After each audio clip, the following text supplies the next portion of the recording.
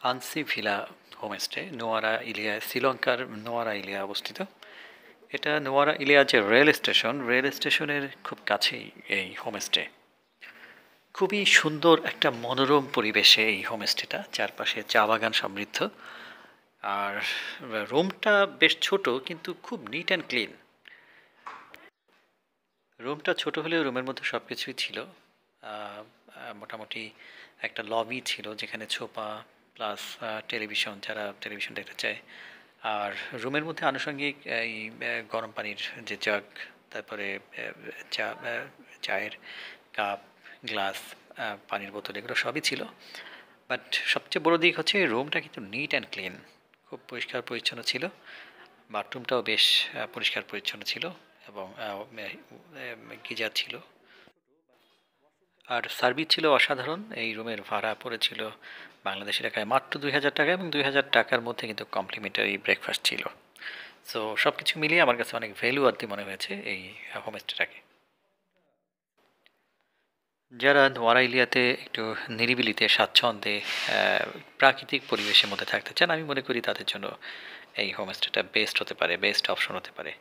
আবার অনেকে অনেক দিনের জন্য আসেন, অনেক ফরেনার দেখেছে এখানে, যারা বেশ কিছুদিন যাবৎ এই হোমস্টেতে থাকছিলেন।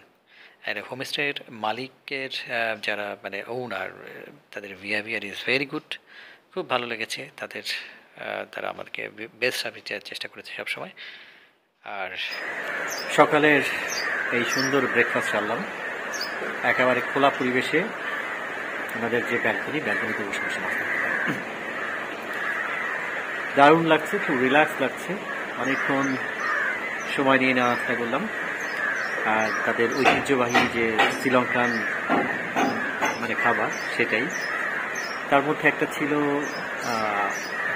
রাইস নুডলস, মানে ওরা রাইসটাকে এই নুডলসের মতো করে করে ইয়া করে।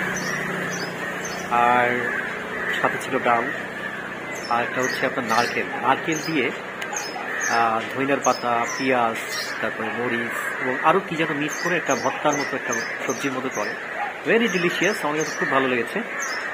তারপরে কলা ছিল, চা ছিল, এক গ্লাস দুধ ছিল। So breakfast is enough for me. অনেকটা খেয়ে ফেলেছি। এখন জাস্ট রিল্যাক্স করে এখানে বসে বসে সানবাথ করছি। বাইরে প্রচুর রোদ, ভালো লাগছে বাইরে বসে থেকে। একটু উইন্ডি ওয়েদার, বাতাস আছে। আর সব কিছু মিলে এই যে রিসোর্ট বলতে home stay is very nice. আমার এক্সপেকটেশন অনুসারে মানে এক্সপেকটেশনের থেকেও এদের সার্ভিস এবং আদার্স কোয়ালিটি ভেরি গুড। খুব ভালো লেগেছে। আজকে নোয়ারা ইলিয়ার শেষ দিন, একটু পরে গাড়ি আসবে, আমি চলে যাব হচ্ছে এল্লা।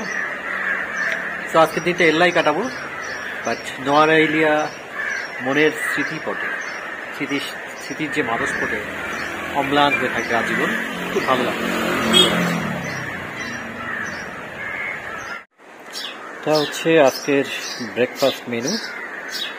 খুবই simple but looks beautiful.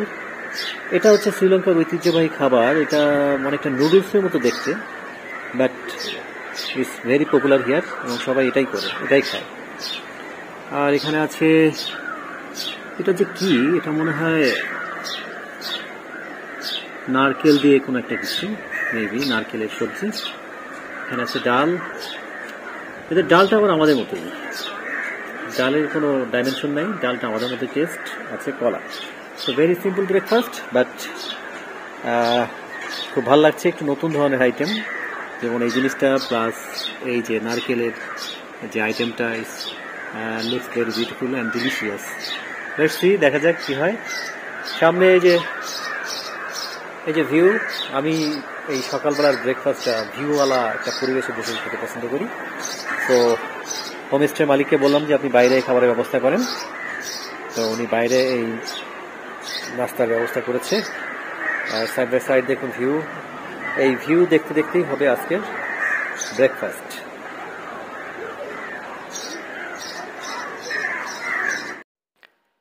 Homestay থেকে কয়েক কদম বের হলেই পাবেন এরকম অসম্ভব সুন্দর সুন্দর কিছু চা বাগান। চারপাশে পাইন গাছ সমৃদ্ধ এই চা বাগানগুলো খুবই ভালো লেগেছে আমার। আর এত নিরিবিলি, এত মানে বাইরের কোলাহল থেকে মুক্ত, একেবারে প্রাকৃতিক একটা পরিবেশ, এরকম নোয়ার আইলের মধ্যে আমার মনে হয় এরকম বাজেটের মধ্যে হোটেল পাওয়াটা কঠিন। Please subscribe my channel. আজ এ পর্যন্তই, আবার দেখা হবে অন্য কোথাও অন্য কোনো পর্বে।